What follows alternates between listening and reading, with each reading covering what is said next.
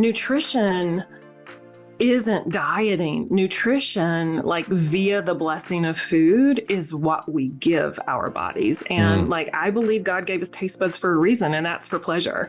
You know, like to me, there's nothing like a juicy North Carolina tomato. And there's also nothing like a really good cupcake. So yes, barbecue fits if that's what, you know, if you enjoy that, then of course it can be a part of, you know, a health promoting practice for you.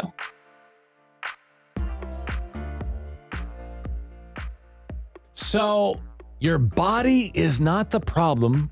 The food you eat is not the problem. We're talking with Leslie Schilling. She's a registered dietitian, sports nutritionist, and nutrition therapist. I like the nutrition therapist. Is that where we lie down on the couch and talk about vegetables? I do have a couch in my office, but most people don't lie down. Dream of pasta. Yeah, right. So you own a coaching practice. You specialize in nutrition counseling for families, people with disordered eating concerns as well. So welcome to the podcast. Thanks so much for having me. So let's talk about what most of us struggle with, and why is it so difficult to stick with a diet or nutrition plan to become healthy in the first place? You know, because we're not built to diet. You know, these bodies are just miraculous. And we're born, if you think about watching an infant, when they learn to eat or when they start eating solids, or even when they're just born, starting to eat, they'll bob for the breast or the bottle. Like, we are born with these beautiful innate self-regulation systems. And our culture kind of leads us astray and tells us that we can't trust that. And so that's just not true. So dieting does kind of seem like an exercise in futility for a lot of us. Like, they work at the beginning, but then they don't work for the long haul. That's because these amazing bodies are meant to be very diverse, and they're meant to eat.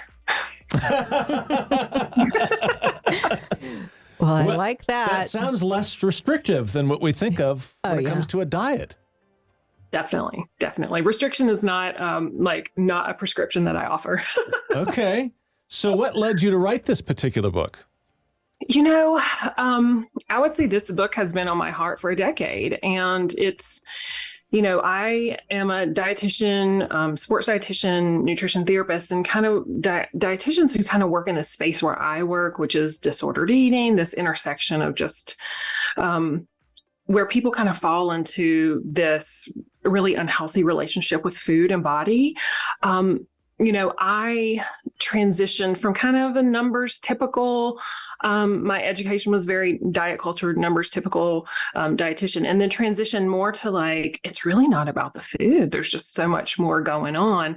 And then when I saw some of these practices in what I call the safe places, like schools, churches, and medical offices, where I saw like we're perpetuating diets and not trusting our bodies and not really believing in that we all have a divine design, it just all started to intersect where I see kind of diet culture, which this is the system kind of oppression that makes us overvalue thinness as a means to health and sometimes social currency and worthiness, to see that intersect in these safe places. And I was like, wow, I really have to talk about this because it's harming people in what should be the safest of places. And so I started talking. My draw is from North Carolina, but I lived in Memphis for 15 years. And one of my women's ministry leaders there was like, Leslie, you have to talk about this. And she gave me many opportunities to talk about this. And she's like, you really need to write a book.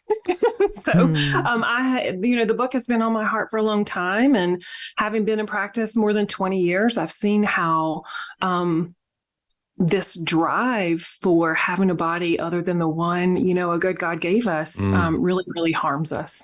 So, being in Memphis, does that mean we can actually have barbecue? Is that what you're saying? Absolutely. Listen, there is no food I will tell you can't eat unless you have a true medical allergy to the food. Then I would suggest that you not. But other than that, yes, nutrition isn't dieting. Nutrition, like via the blessing of food, is what we give our bodies. And like, I believe God gave us taste buds for a reason, and that's for pleasure. You know, like to me, there's nothing like a juicy North Carolina tomato. And there's also nothing like a really good cupcake. So yes, barbecue fits if that's what, you know, if you enjoy that, then of course it can be a part of, you know, a health promoting practice for you. You were talking where this is going. Yeah. Right.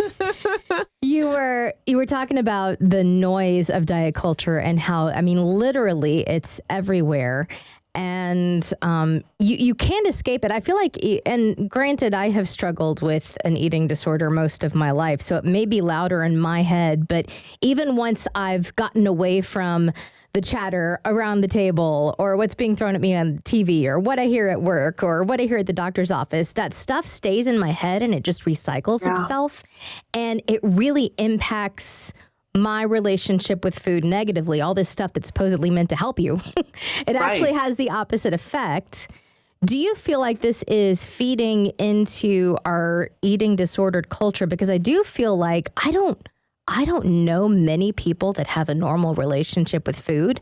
And I feel like that's a big difference than even just a couple of decades ago. Is this diet culture feeding into this? Absolutely.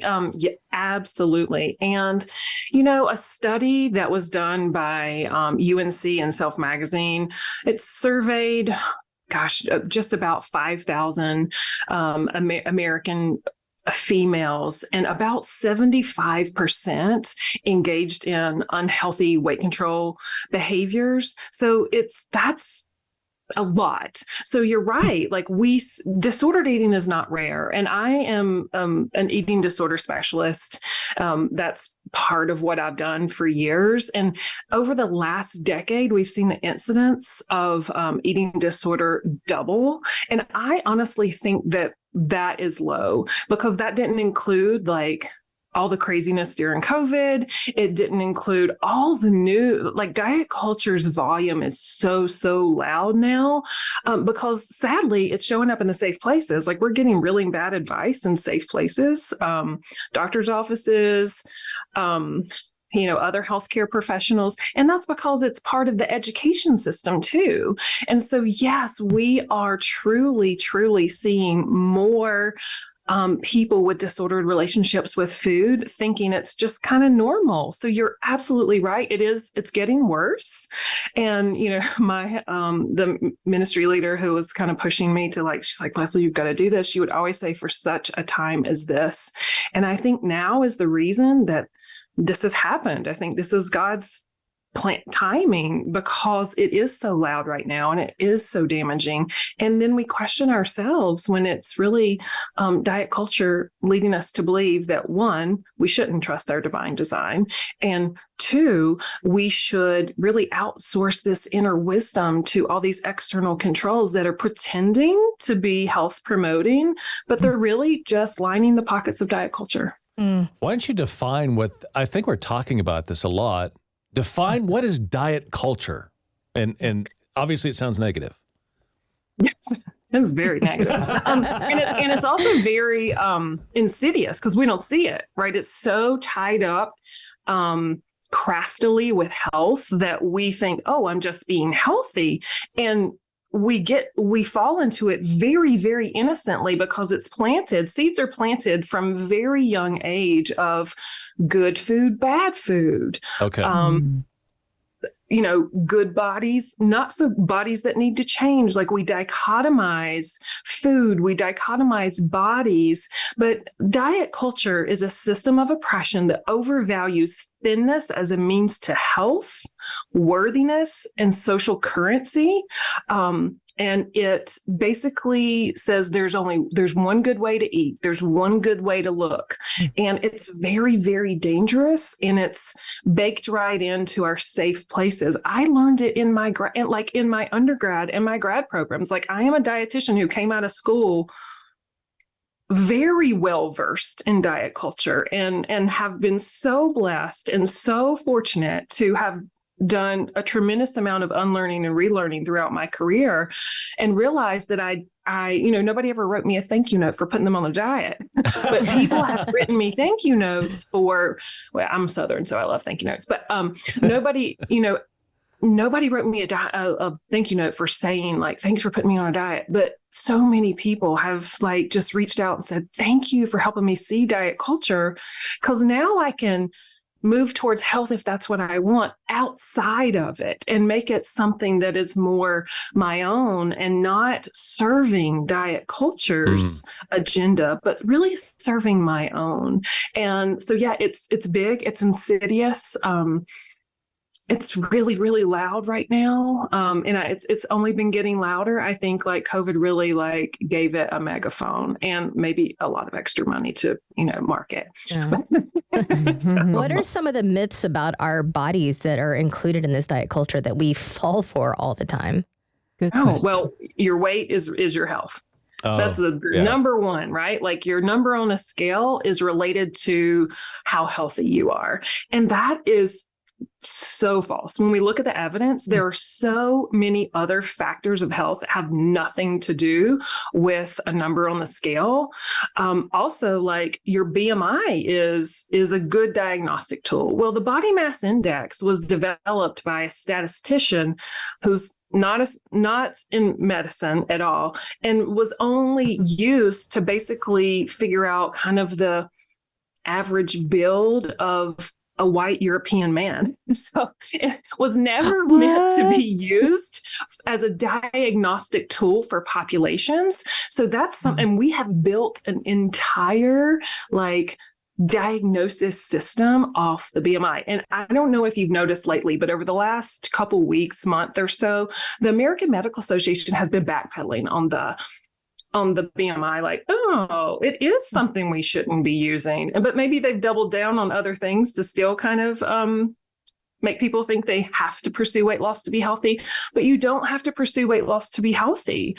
And we don't actually owe people healthy. Like, it depends. Everybody has their own kind of, system and their value system. Health is something that you have to define for yourself. And health is something that our world's view of health is not offered to everyone.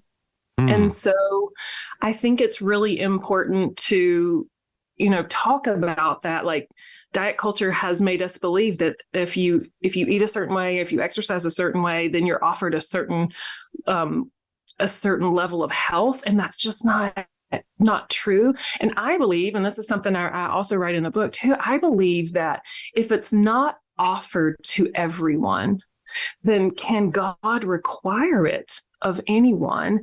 And health, I have friends who have chronic diseases. I have friends who have disabilities that they're not going to be offered this world's view of health, but they are still worthy and they can still engage in health promoting behaviors that serve them in their own lives. Wow. I love what you just said, because it just leads into my next issue here about relationships. We know and we believe that we were made for relationship yes. with God and people in our lives. And yet the discussions that happen,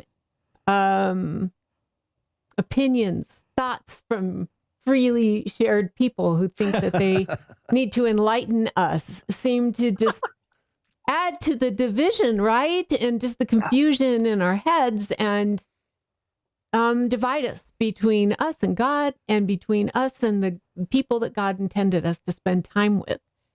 Yes. Talk to us about the landmines. Oh, yeah. Well, there's so many there, right? With relationships, yes. There's so many there. Well, one, when we're restricted in diet culture, or, when we're restricted, like, we have trouble connecting with others. Like, when we're thinking about, oh, I can't eat this, or I haven't eaten that, and all we're thinking about is the food that we haven't been able to give our body because we're, kind of stuck in diet culture, it hinders relationships with others, because we just don't have the energy to have the presence that we need. Other landmines would be like, diet culture also thinks, leads us to believe that it's appropriate to comment on others' bodies or how they eat.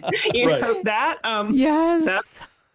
not really helpful, but it happens all the time. Like we feel like we have permission to, even people we don't even know that well, like, oh, is that what you're choosing for lunch? Or you should really have this, or you should try this. And it really makes us feel like, we can offer unsolicited health advice to people we don't really know that well, and we have no idea about their health history. So, but yeah, there's so many landmines, and I talk about that too. It's like diet culture makes us think that we can judge other people by how they look, and that only shows the posture of our own hearts and really our weight bias, and not the health or relationships or relationship to God of the other person.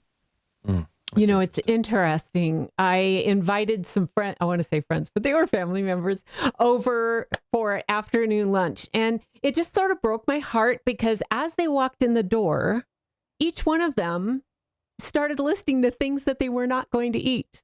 I need to tell you that I'm a vegetarian. I need to tell you I don't eat red meat. Well, first off, maybe you should have told me that before you arrived. But, True. but I thought, wow, you know, that is an interesting statement on the current culture as you're outlining. I don't think I've heard people like walk into a party and state all of their restrictions before. It really shocked me, actually. I felt bad. I was like, oh, that's kind of sad. Yeah. Well, you know, and people make all kind of choices for what they perceive to be health promoting or for what might actually be their choice in you know, moving towards their own health practices or whatever. However, I do believe that like if you're going to someone's house and you have, like, I actually have a friend who has celiac disease, and so when she comes to my house, I'm very careful to meet her needs, and I know that. But what happens is like sometimes these needs are so they vary so frequently in diet culture. So today I'm not doing this, and tomorrow I'm not doing that. And that's really a sign of diet culture, you know, leading us astray and teaching us that one, like we've put food and movement at the very top of the hierarchy of health. But we have forgotten that there are social determinants of health, or we don't even know they're social determinants of health, which would be access to healthcare. I live in Las Vegas. We're surrounded by mountains. And when there's icky air in, we're stuck with it. Like quality air, I can't do I have no control over that unless I just, you know, hop a plane out of here. So, like social determinants of health, clean water, you know, access to education, access to housing, good sleep. Like there's so much more to it than just how we eat. And there's also this, we see this a lot, and I've seen this quite frequently in faith spaces too, where we think that a way that we eat ties us to our righteousness. And we have this unhealthy fixation on being healthy, which is actually called orthorexia, and is kind of like a step towards disordered eating. And sometimes when we suffer with that, we kind of like, we will have our own air of like, how I eat makes me very righteous. And then we tend to judge others for not doing the way we do. And that's no fault of their own, but it's very, very ingrained in diet culture. And we see that in those relationships and in those landmines where people are like, well, I don't do that. And you know what? That's fine if you don't do that, but I don't want to hear about it at my dinner party. Exactly. Amen. So I just said to them, well, hey, welcome. You eat what you want to eat, not what you don't. And it really did put a stop to it. So. But yeah, thanks so much for that. And that's wonderful because like, I think setting those boundaries of like, I am very protective of my 11-year-old daughter because diet culture is hard, but it's really, really hard for young women in particular. It's hard for everyone, but and so I'm biased because I have an 11-year-old daughter. So I'm real careful when people come to my house, like we don't speak negatively about food or bodies, and please leave by 9 p.m. That's kind of our religion. I love all of that. Those are good rules. Yes. Mine would be like 8 p.m. Get out of here. Yes, I feel like that a lot. Yeah, right. So, you know, society says you should go on a diet. But you say that we are doomed to fail. Yeah. Why is that? Well, because these amazing bodies, again, are like not designed to diet, even though our culture, our medical system, listen, I'm part of the medical health system as a registered dietitian. Like what I do is called medical nutrition therapy. And so I get it. Like we learned it. But we also have to unlearn it. So, but what we don't talk about and what we don't tend to learn about is the failure rate of dieting, which is about 95% at the 3 to 5 year mark. So if you 95%. lost, yeah. And if that had to get past the FDA as a drug, it would not, right? But because we're so invested in diet culture in all the safe places, diets do work temporarily, but what they don't do, and what the warning label that you don't get to hear about, is that at the 3 to 5 year mark, most people have gained back all the weight. And about 65 to 75% of people who gain that weight back gain it more back. Yeah. And then what we've blamed on people living in a larger body, like the chronic diseases we blamed on that, can be explained by weight cycling. So the up and the down and the up and the down increases your risk of all kinds of chronic diseases. So people are better off staying at whatever weight they're at and then engaging in health promoting behaviors, which is eating regular, consistent meals, having fruits and vegetables, if that's something that's accessible to you and something that you like, having those moving your body.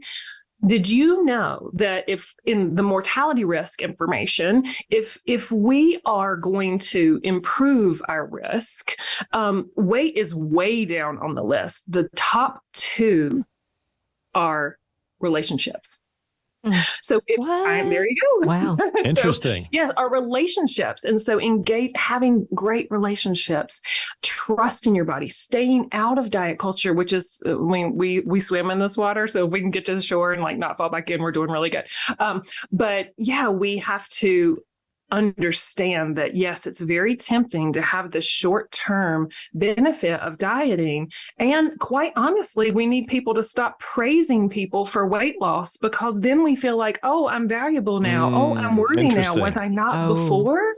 And so we have to stop commenting on that, because we're perpetuating that our worthiness, our beauty, our whatever is really tied to our appearance. And that's really, really harmful. And so, and also like, if I gave you the long list of side effects of dieting that comes with that weight cycling and the kind of the yo-yo dieting, most people would be like, I really don't want that. But we don't talk about that enough, because we're very enamored by the, like, you could lose X% of your weight in 1 year, but nobody talks about the 3 to 5 year mark.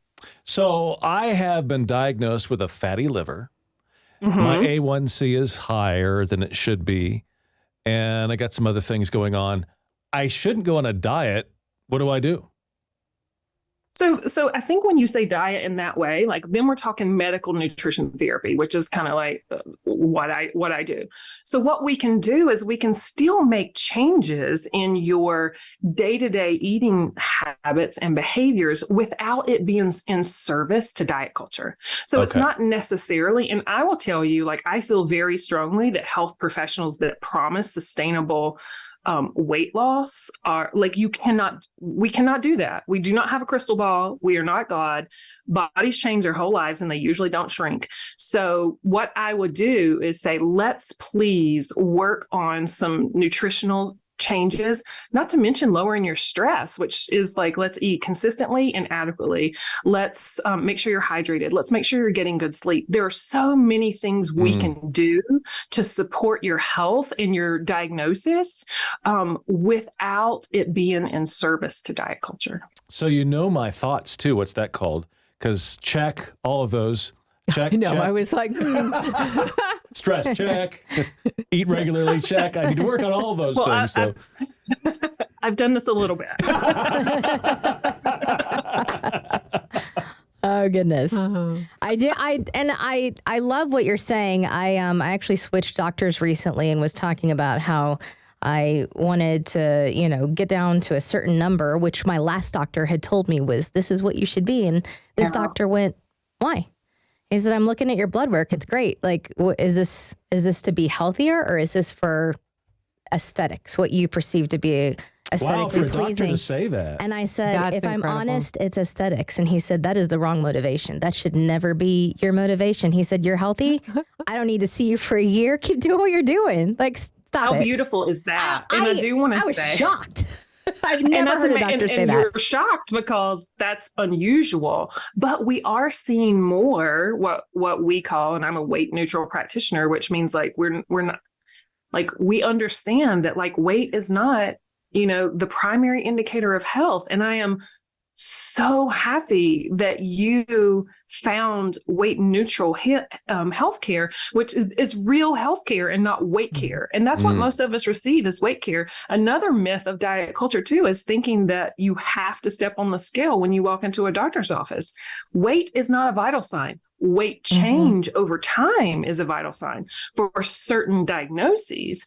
But I love that you found someone that's like, labs look good. Stop chasing the number. How beautiful is that? And that is true healthcare that I hope and pray all of us will eventually find. And while we're hunting for it, we have every right to deny weight checks at the doctor's office, unless it's related specifically to our diagnosis, which is very, we're all very, perked up. Right. I know. I'm like, they're like, let's get your weight. I'm like, no, not today. Thank you. Yeah. And every once in a while you'll get a little pushback. And then I give my clients the words, like, I do not give my consent, because like it is very detrimental for some people to be forced to do that. Well, you're when it's being really not weighed with your necessary. pants and your shoes. Yeah. And that's And not so how much I often weigh. in the afternoon. And that is a Exactly. vastly different weight And than you first have to thing in the pee, morning. and yet there's a lot going on here. Yes.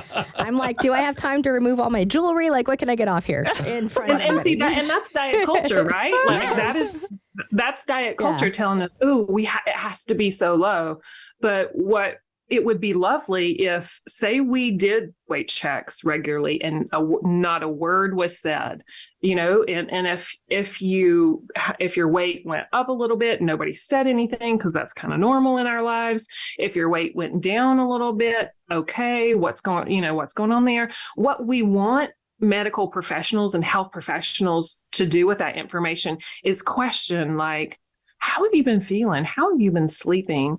Are you okay? Do you have enough food? Do you have food security right now?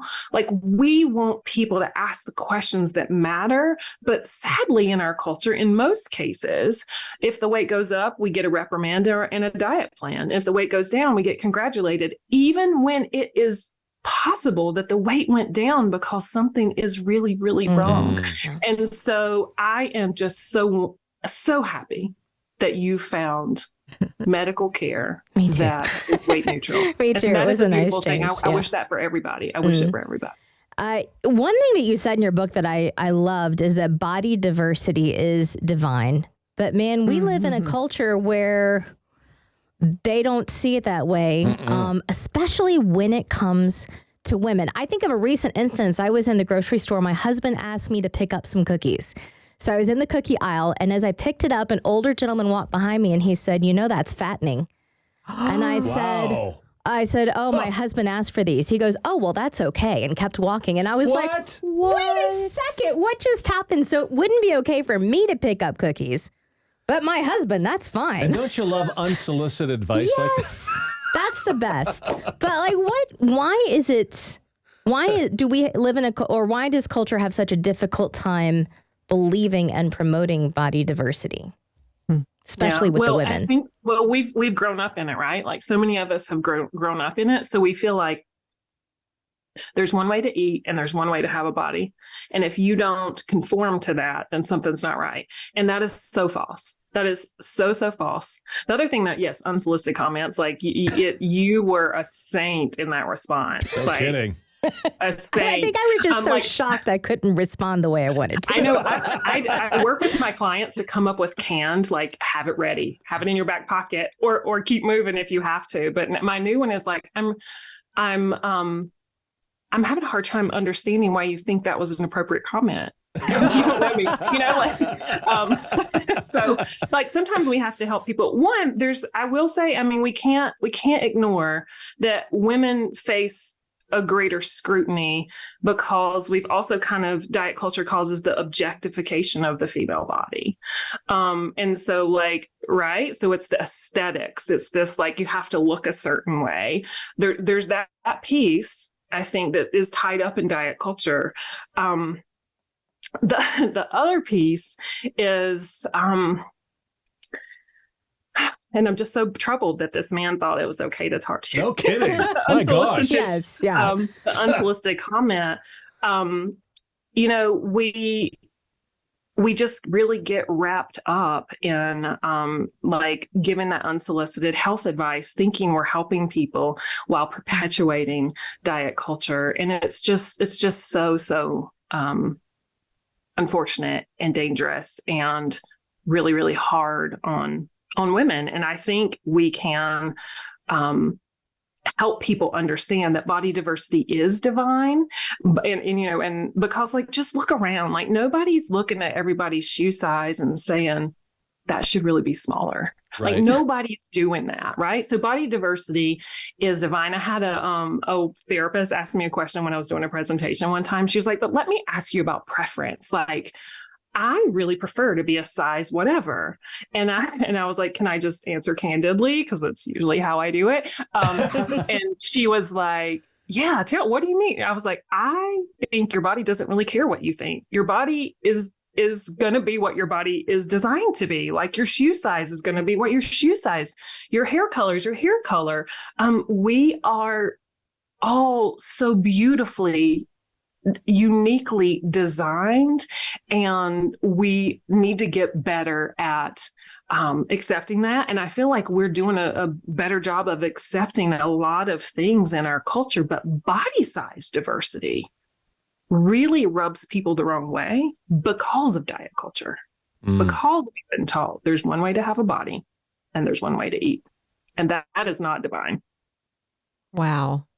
You know, just as you're talking, I'm thinking about turning the camera back on ourselves, and how can we ourselves begin implementing and stopping that cycle of body shaming? Because I think as we're laughing, I'm thinking, oh, Sally, think about yourself. You know, where have you missed it with people? And so how do we play a role in our working on ourselves, as far as, because we were all raised in this culture? Totally. And that's such a good question. And I do want to say, like I give the man in the grocery store a really hard time, but we have all grown up here. We've grown up in diet culture. Everyone living at this point in time has grown up in diet culture. And so if we're struggling with it ourselves, if we're surrounded by people struggling with it, like, I have a master's degree in it. So like we have to really give ourselves that compassion of like, wow, I didn't see it because it is designed for you not to see. I like to say it's kind of a tool of the enemy. It's very hard to see because it's so wrapped up in health and wellness. But to just, you know, am I feeding myself in a way that's consistent and adequate? Am I dichotomizing food? Am I speaking negatively about my body or food to myself or to other people? Am I, you know, stuck in diet culture? And here's, I tell my clients all the time, like, you can hold in one hand the desire to engage in diet culture because it makes sense. We've been taught it can secure our belonging in this culture. It makes sense. We feel this way at times. We can hold that in one hand. And then the other hand, we can know that if we choose not to act on it and to feed ourselves adequately and consistently, it's such a radical act of supporting our divine body design. We can step away from it. We can hold the struggle. We can hold the struggle of like, diet culture has taught me this and it's really, really ingrained. And I now know better. I'm not going to engage in it. I'm sure not going to speak negatively about my own body or food in front of younger people.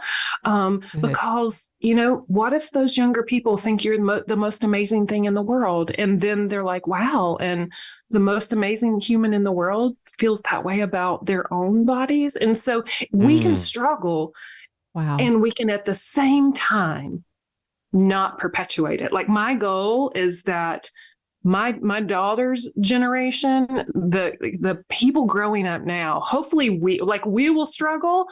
We will have body grief because we don't get what diet culture told us we could have. But we get what God gave us. But we can struggle, but we don't have to engage in diet culture being the legacy for the next generation. We can be the cycle breakers. Wow, I love that. I do too. So I'm just curious, you say that this is snuck into the church. Give us some examples of what you're talking about. Yeah, it has. And listen, it makes sense, right? Because even pastors and ministry influencers, we all grew up in diet culture. So it makes sense that it's all tied together. So some examples might be how we use certain verses. We use certain verses to maybe wrap up a diet, or we also think that if someone's really working hard to achieve health, that maybe they're more worthy when our level of health, our world's level of health is not offered to every believer. And so, if it's not offered to everyone, then does that really, is it really tied to our righteousness or worthiness? I don't believe that it is, if God doesn't allow everyone to have it. And so we also, the way we use things like gluttony, some of the sermons that we hear about gluttony, and, I had a theologian and a pastor and a lot of people help me with the book because I'm not a theologian or a pastor. And so I really wanted to make sure that I was doing right by the word. So in digging into the context, digging into what a lot of the passages that diet culture likes to use, body as the temple, passages around gluttony, your body is not your own, in service to diet culture. And we see that, and we have seen that. And I've seen churches engage. And one of my first examples of actually seeing kind of disordered eating kind of take place in a congregation was a whole congregation was following a very specific kind of diet plan. And a husband and wife came into my office, and she was severely, severely ill with an eating disorder. And they were really just worried about how she could keep moving. And I'm like, her next step is death. Yeah. Because of this diet.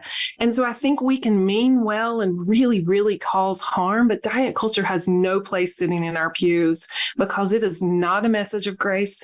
It is not a message of love. And it is not, there is no, God loves you. God made you not to conform to this world. And so we see it show up in food and body shaming in a lot of different ways. And I can tell you, since I've been talking about this stuff more publicly, probably, I don't know, over the last 5 years or so, people send me sermons. They're like, okay, 18 minutes, you got to listen to this part.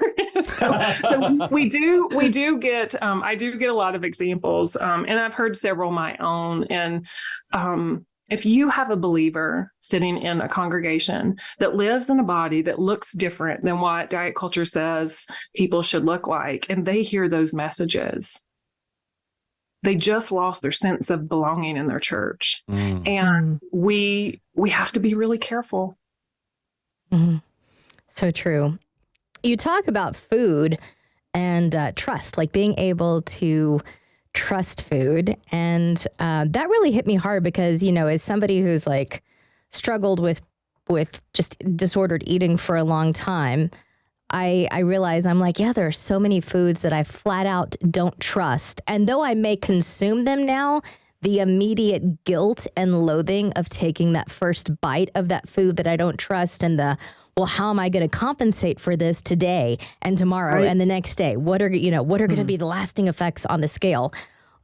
What do you mean by trusting food? How can we take steps to learn that food is not the enemy, that we can trust it? Wow. Yeah, food is a gift. Yes. And it makes sense. The struggle, it makes so much sense in our culture because we've dichotomized this is good, this is bad. If you want a good body, you eat these foods.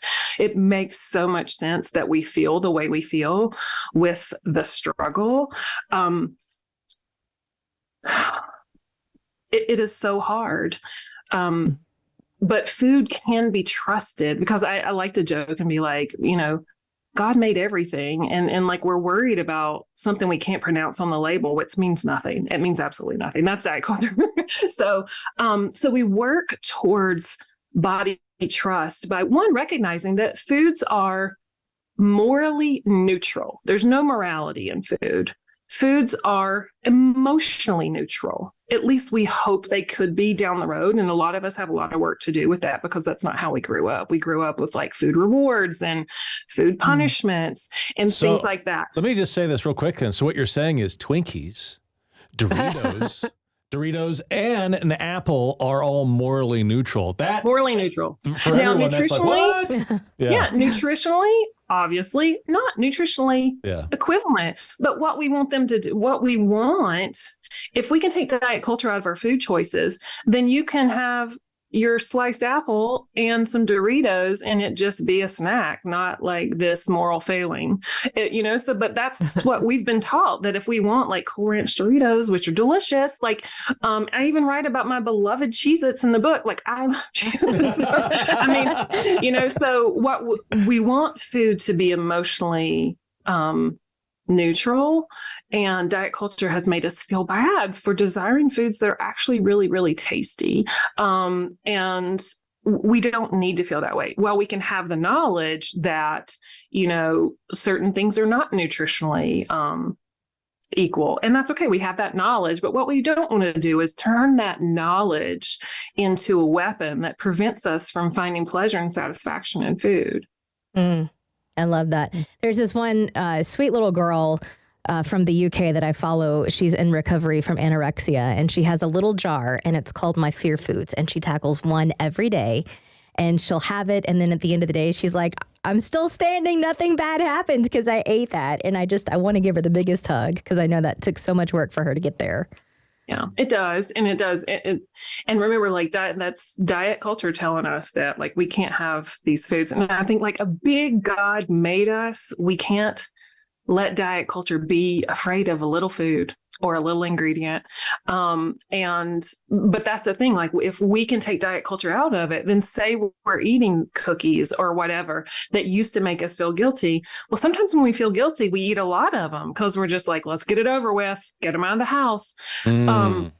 Sometimes we do that, or with the chips or whatever types of food that resonates, whatever food resonates with you there. Sometimes we do that.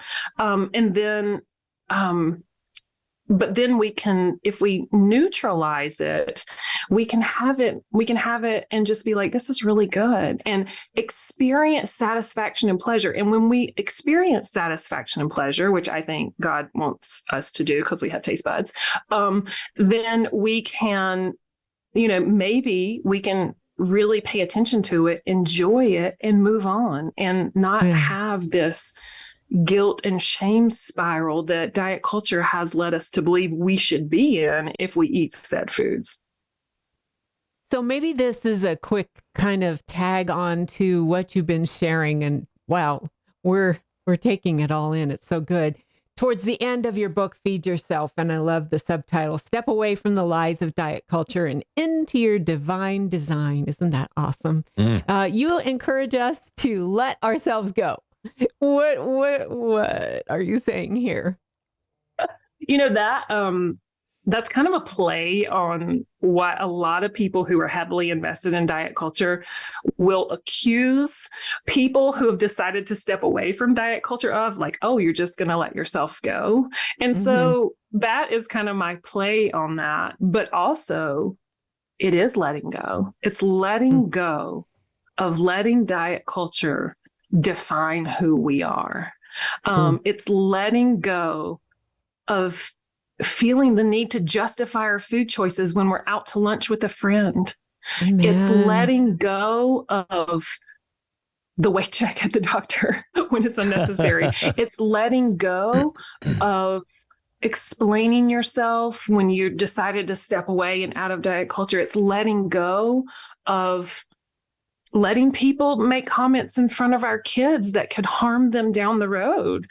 It's letting go of the pieces of diet culture that keep us from accepting that we are fearfully, wonderfully, divinely, and uniquely made. And that will look different. And most of us are not going to have diet culture's ideal body because it's made up. So it's letting go of letting diet culture drive our decisions around our bodies, our connections, and our health. I love it. The whole justification. Wow, how often have I fallen into that? Well, I'm just having this just because, and you need to know that I just didn't. And, and you get into this and you're like, what am I even saying here? Like, why? Why am I saying this? So I love that. Let yourself go. So what if we've done that? We've let ourselves go from all of the rules or the different things that diet culture says, but you need to eat healthier. How do you do that then in a healthy way? Is it you're not looking at Doritos naughty like they were, but you need to eat more fruits and vegetables. Are you putting yourself on a diet, or is that more of, how do you view that? I guess I would say.